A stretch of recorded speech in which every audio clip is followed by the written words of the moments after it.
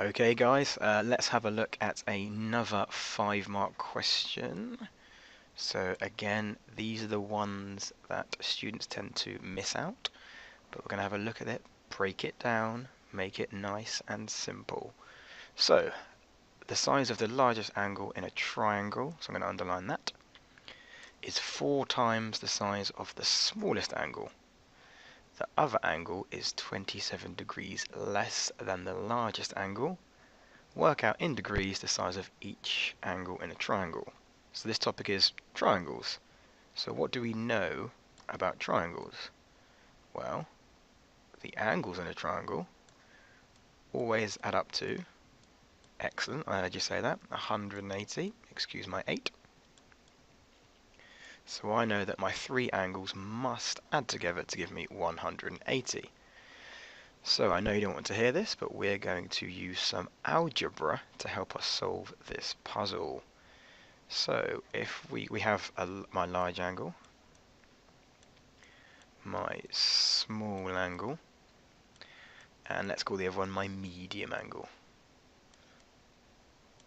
So with the help of an algebra, I'm going to say that the small angle, look at that perfectly straight line, I'm going to label that angle X, because I don't know, that could be any size, so I'm going to label that angle X. Now it says the largest angle in the triangle is 4 times the size of the small angle, so that would be 4 times X, so I'm going to write that as just 4X, so that's 4 times the size of my small angle. And then lastly it says the other angle, so that's my medium angle, is 27 degrees less than my largest angle. So my large angle is 4x, so let's label it 4x, but it's 27 degrees less, so I'm going to put minus 27, because it's 27 degrees smaller than my large angle. Now it says work out in degrees the size of each angle in the triangle you must show you're working. So what do we know about triangles? Well, like we said at the beginning, this angle plus this angle plus this angle will give me 180. So let's write that out. So my large angle, so 4x, plus my small angle, plus my medium angle is going to give me, I'll leave that there, 180. So now we have an algebraic problem, a solve problem. So let's simplify what we know.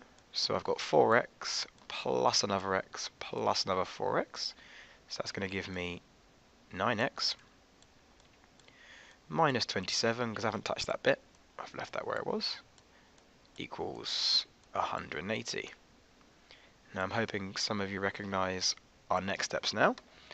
So what I'm going to do is, with this minus 27, I'm going to do the opposite. I'm going to add it on to my 180. So I have 9x equals 180 plus 27. If I do that real quick in my head, that gives me 207. So I don't want 9x, I'm working out what just my x is first of all. So I'm going to divide my 207 by 9 to work out what my x is on its own.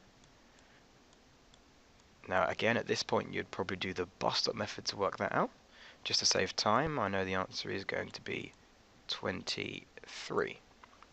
So using algebra, we've now calculated my smallest angle, because we label that x. So my smallest angle is 23 degrees. Now I know that my larger angle is 4 times my smallest angle. So if I do 23 times 4, that's going to be 92. So I'm going to place that one there. And then finally, my medium angle is my largest angle take away 27. So if I do 92 take away 27, I am left with 65. Now we're not going to stop there. Because it's a 5-mark question, I'm going to double check. So if I add all these together, so if I do 23 plus 92, So that's going to give me 115 plus my 65. That's going to give me 180. So fantastic, we've definitely got this one right. We've broken down the question, and it doesn't mention anywhere here about algebra, but we've used algebra and substitution to help us calculate the angle of each on the triangle. Okay, thanks guys.